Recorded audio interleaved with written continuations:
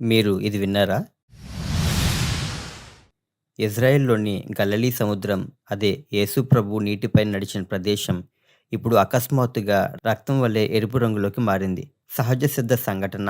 లేక దేవుని తీర్పు ప్రారంభమవుతున్న సంకేతమా? బైబిల్‌లో నీరు రక్తంగా మారడం 2 సార్లు ప్రధానంగా చెప్పబడింది. మొదట మోషే కాలంలో నైలు నది రక్తంలా మారి ఈజిప్టుకు దేవుని తీర్పు వచ్చిందని మనం నిర్గమకాండంలో 7వ అధ్యాయంలో చదువుతాము.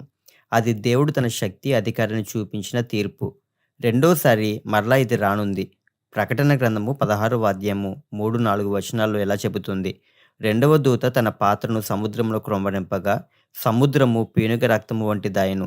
అందువలన సముద్రములో ఉన్న జీవజంతువులన్నీయు చచ్చెను. ఇది చివరి దినాలలో జరిగే దేవుని మహా తీర్పు. ఇది కేవలం ఒక హెచ్చరిక కాదు. ఒకవేళ ఆఖరి తీర్పు ప్రారంభానికి ఒక సూచన కావచ్చు. శాస్త్రవేత్తలు చెబుతున్నారు ఇది రెడ్ టైడ్ వల్ల లేదా సూక్ష్మజీవులు, ఖనిజాల కారణంగా జరిగి ఉండవచ్చు. కానీ బైబిల్ తెలిసిన వారికి ఇది కేవలం సైన్స్ వివరణతో ముగిసిపోదు. ఇది మనసులో ఒక ప్రశ్నను లేవనెత్తుతూ ఉంది. ఇది రాబోయే తీర్పుకు ఒక పిలుపా? మీరు గమనించారా?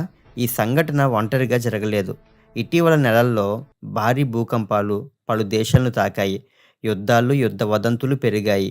కరువు, నీటి కొరత, కొత్త మహమ్మారులు మన కళ్ళ ముందే జరుగుతున్నాయి.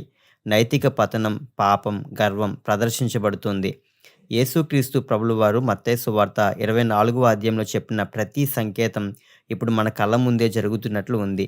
ఇవన్నీ ఒకదాని తర్వాత ఒకటి జరుగుతున్న వేళల్లో గలిలీ సముద్రం రక్తంలా మారడం దేవుని రాకడకు ఒక పెద్ద ఆత్మీయ గంట మోగినట్లే. ఇది మనకు ఒక గుర్తు. దేవుడు తీర్పు పంపే ముందు సంకేతాలు ఇస్తాడు. మోషే కాలంలో నైలు నది రక్తమైంది. తీర్పు వచ్చేసింది. భవిష్యత్తులో సముద్రాలు, నదులు రక్తమవుతాయి. అది తుది తీర్పు అవుతుంది. మరి ఇప్పుడు? ఇది ఆ తీర్పుల మొదలు కావచ్చు. ఇది భయపెట్టడానికి కాదు, మేల్కొల్పడానికి. కాలం తగ్గుతుంది. యేసు మళ్ళీ రాబోతున్నారు. మీరు సిద్ధమా? మీ పాపాలను విడిచి రక్షకుడైన యేసు వద్దకు వచ్చారా? లేక ఇంకా ఈ లోకపు మాయలోనే ఉన్నారా? గలిలీ సముద్రం మనకు చెబుతోంది సమయం దగ్గర పడింది.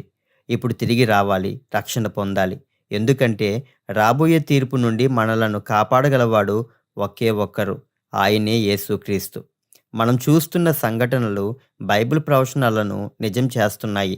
ఈ వాక్యాన్ని ఇంకా మరెందరో వినాలనుకుంటే ఈ వీడియోకి లైక్ చేయండి. ఇంకా మన స్వరూప్ బీపీహెచ్ ఛానల్ను సబ్స్క్రైబ్ చేయడం మర్చిపోవద్దు. ఎందుకంటే రాబోయే ఎండ్ టైమ్ సైన్స్ని మనం కలిసి గమనించాలి. May God bless you.